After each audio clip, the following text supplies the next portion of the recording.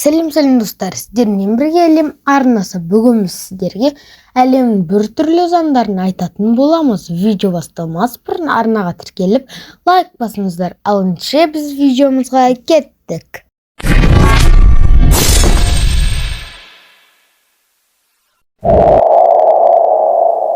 ақш Американың Айдахо штатында түйін үстінде отырып балық аулауға тыйым салынған, ал жексенбі күні әткеншек тебуге болмайды. Ал Айова штатында мұртты ер адам көпшілік алдында әйелді сүйе алмайды. Ал Алабаманың заңы тіптен қызық. Мұнда шалбардың артқы қалтасына балмұздақ салып жүруге болмайды екен. Сондай-ақ бұл штатта жүргізушілер автокөлікті көзді байлап жүргізуге тыйым салынған.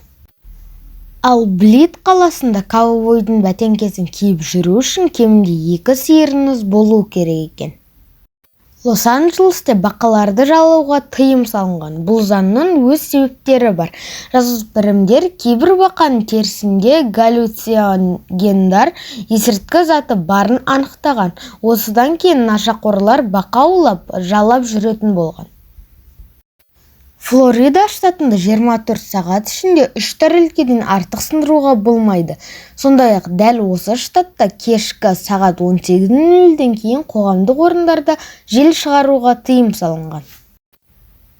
Тағы бір ақылға қонымсыз заң: барлық ғимараттың есігі тек сыртқа ашылуы керек.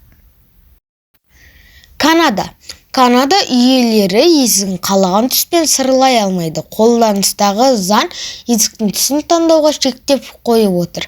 Қызғылт түсті есік айыппұл салуға себеп болуы мүмкін. Қытайда суға батып бара жатқан адамды көрсеңіз, көмектеспегеніңіз абзал. Өйткені сіздің көмегіңіз оның тағдырына араласу болып саналады екен.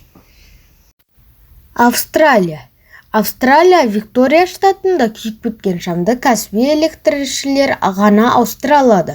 Қарапайым тұрғындарға қатаң тыйым салынған. Ал Гавайидің Гонолулу қаласында күн батқаннан кейін бар дауыспен ән айтсаңыз, басыңыз бәлеге қалуы мүмкін. Шотландия.